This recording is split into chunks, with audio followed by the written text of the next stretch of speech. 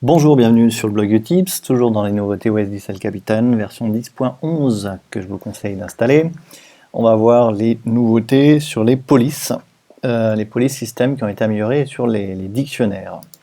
Alors, si vous ne l'avez pas encore fait, je vous incite avant de commencer cette vidéo à télécharger mon guide du Mac, il est gratuit et le lien est au centre de l'écran si vous voulez le télécharger tout de suite. Alors, les polices systèmes, qu'est-ce qui a changé? Alors déjà, peut-être les dictionnaires. Alors, je vais double-cliquer ici, voilà. On a maintenant dans El Capitan un dictionnaire intégré français-anglais, chinois.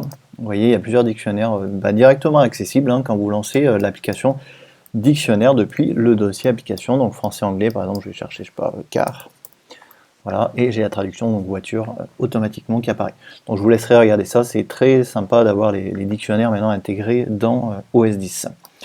Autre nouveauté, donc il s'agit des polices, d'ailleurs on le voit déjà ici, on a le chinois simplifié et l'anglais, donc ça c'est des dictionnaires, mais il y a des nouvelles polices qui ont été installées dans le système.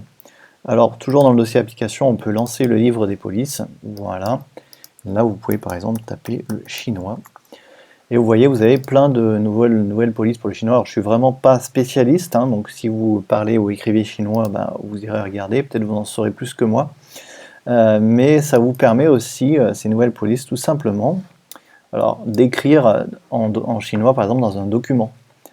Donc je vais aller changer dans la méthode de saisie de mon clavier ici, voilà, je vais passer en très simplifié, je vais l'activer ici, tac. Donc à partir de là, je vais lancer par exemple Pages, je vais créer un nouveau document, et voilà, je peux écrire alors j'y connais vraiment rien, je ne vais pas pouvoir bien vous aider là-dessus, mais vous voyez, je peux écrire en chinois directement. Ici, je pense que j'ai plusieurs polices disponibles, donc vous pouvez carrément, si vous voulez, passer tout le Mac en chinois en allant cliquer ici, là, et vous passez le chinois au-dessus. Donc moi, je vais l'enlever parce que j'en ai pas besoin. Mais voilà, nouvelle police pour le chinois. On a aussi des nouveautés au niveau du japonais. Vous irez voir là-dessus, sur le site d'Apple, il y a toutes les nouveautés qui sont indiquées. Voilà, pour du coréen, il y a plusieurs petites nouveautés spécifiques à certaines langues qui ont été rajoutées dans OS 10 El Capitan. Voilà, merci d'avoir suivi cette vidéo. Moi, je vous dis à demain pour une nouvelle astuce sur le blog Utips.